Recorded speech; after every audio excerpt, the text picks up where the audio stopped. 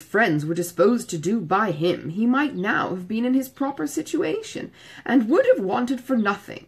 But as it is, it must be out of anybody's power to assist him. And there is one thing more preparing against him, which must be worse than all. His mother has determined, with a very natural kind of spirit, to settle that estate upon Robert immediately, which might have been Edward's on proper conditions. I left her this morning with her lawyer, talking over the business. Well, said Mrs. Jennings, that is her revenge.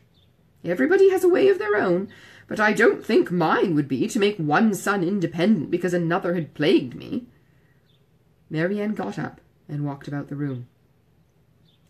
Can anything be more galling to the spirit of a man, continued John, than to see his younger brother in possession of an estate which might have been his own? Poor Edward! I feel for him sincerely. A few minutes more spent in the same kind of effusion concluded his visit, and with repeated assurances to his sisters that he really believed there was no material danger in Fanny's indisposition, and that they need not therefore be uneasy about it, he went away, leaving the three ladies unanimous in their sentiments on the present occasion, as far at least as it regarded Mrs. Ferrars's conduct, the Dashwoods, and Edward's. Marianne's indignation burst forth as soon as he quitted the room, and as her vehemence made reserve impossible in Elinor, and unnecessary in Mrs. Jennings, they all joined in a very spirited critique upon the party. Sense and Sensibility, Chapter 38. Mrs. Jennings was very warm in her praise of Edward's conduct, but only Elinor and Marianne understood its true merit. They only knew how little he had had to tempt him to be disobedient, and how small was the consolation beyond the consciousness of doing right that could remain to him in the loss of friends and fortune. Elinor gloried in his integrity, and Marianne forgave all his offences in compassion for his punishment. But though confidence between them was by this public discovery restored to its proper state, it was not a subject on which either of them were fond of dwelling when alone. Elinor avoided it upon principle, as tending to fix still more upon her thoughts by the too warm, too positive assurances of Marianne that belief of Edward's continued affection for herself, which she rather wished to do away, and Marianne's courage soon failed her in trying to converse upon a topic which always left her more dissatisfied with herself than ever, by the comparison it necessarily produced between Elinor's conduct and her own. She felt all the force of that comparison, but not as her sister had hoped, to urge her to exertion now. She felt it with all the pain of continual self-reproach, regretted most bitterly that she had never exerted herself before. But it brought only the torture of penitence, without the hope of amendment. Her mind was so much weakened that she still fancied present exertion impossible, and therefore it only dispirited her more. Nothing new was heard by them for a day or two afterwards, of affairs in Harley Street or Bartlett's Buildings. But though so much of the matter was known to them already that Mrs. Jennings might have had enough to do in spreading that knowledge farther without seeking after more, she had resolved from the first to pay a visit of comfort and inquiry to her cousins as soon as she could, and nothing but the hindrance of more visitors than usual had prevented her going to them within that time. The third day succeeding their knowledge of the particulars was so fine, so beautiful a Sunday as to draw many to Kensington Gardens, though it was only the second week in March. Mrs. Jennings and Elinor were of the number, but Marianne, who knew that the Willoughbys were again in town, and had a constant dread of meeting them, chose rather to stay at home than venture into so public a place. An intimate acquaintance of Mrs. Jennings joined them soon after they entered the gardens, and Elinor was not sorry that by her continuing with them and engaging all Mrs. Jennings' conversation, she was herself left to quiet reflection. She saw nothing of the Willoughbys, nothing of Edward, and for some time nothing of anybody who could by any chance, whether grave or gay, be interesting to her. But at last she found herself with some surprise accosted by Miss Steele, who, though looking rather shy, expressed great satisfaction in meeting them, and on receiving encouragement from the particular kindness of Mrs. Jennings, left her own party for a short time to join theirs. Mrs. Jennings immediately whispered to Elinor, Get it all out of her, my dear. She will tell you anything if you ask. You see, I cannot leave Mrs. Clark." It was lucky, however, for Mrs. Jennings's curiosity, and Eleanor's too, that she would tell anything without being asked, for nothing would otherwise have been learnt. "I am so glad to meet you," said Miss Steele, taking her familiarly by the arm, "for I wanted to see you of all things in the world."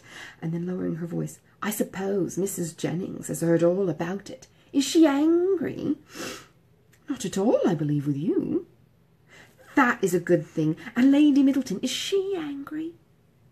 "I cannot suppose it possible that she should." "I am monstrous glad of it. Good gracious, I've had such a time of it. I never saw Lucy in such a rage in my life. She vowed at first she would never trim me up a new bonnet, nor do anything else for me again as long as she lived. But now she is quite come to, and we are as good friends as ever. Look, she made me this bow to my hat and put in the feather last night. There, now you are going to laugh at me, but why should I not wear pink ribbons? I do not care if it is the doctor's favourite colour. I am sure for my part I never had any knowledge he did like it better than any other colour, if he had not happened to say so. My cousins have been so plaguing me. I declare sometimes I do not know which way to look before them." She had wandered away to a subject on which Eleanor had nothing to say, and therefore soon judged it expedient to find her way back again to the first. "Well, but Miss Dashwood," speaking triumphantly, "people may say what they choose about Mr. Ferrars declaring he would not have Lucy, for it's no such thing, I can tell you, and it's quite a shame for such ill-natured reports to be spread abroad. Whatever Lucy might think about it herself, you know, it was no business of other people to set it down for certain." "I never heard anything of the kind hinted at before, I assure you," said Eleanor. "Oh, did not you? But it was said, I know very well, and by more than one, for Miss Godby told Miss Sparks that nobody in their senses could expect Mr. Ferrars to give up a woman like Miss Morton with £30,000 to her fortune for Lucy Steele that had nothing at all. And I had it from Miss Sparks myself. And besides that, my cousin Richard said himself that when it came to the point, he was afraid Mr. Ferrars would be off, and when Mr. Edward did not come near us for 3 days, I could not tell what to think myself. And I believe in my heart Lucy gave it all up for lost. For we came away from your brother's on Wednesday, and we saw nothing of him at all till Thursday. We saw nothing of him, not all Thursday, Friday, and Saturday, and did not know what was become with him.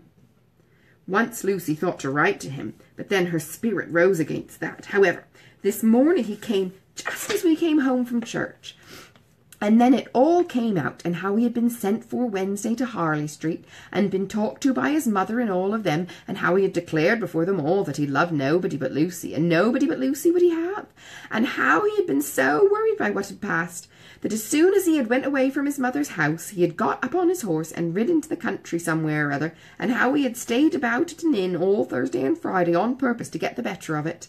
And after thinking it all over and over again, he said it seemed to him as if, now he had no fortune and no nothing at all, it would be quite unkind to keep her on the engagement, because it must be for her loss, for he had nothing but £2,000 and no hope of anything else. And if he was to go into orders, as he had some thoughts, he could get nothing but a curacy, and how was they to live upon that? He could not bear to think of her doing no better, and so he begged, if she had the least mind for it, to put an end to the matter directly and leave him to shift for himself. I heard him say all this as plain as could possibly be, and it was entirely for her sake and upon her account that he said a word about being off, and not upon his own. I'll take my oath he never dropped a syllable of being tired of her, or of wishing to marry Miss Morton, or anything like it. But to be sure Lucy would not give ear to such talking.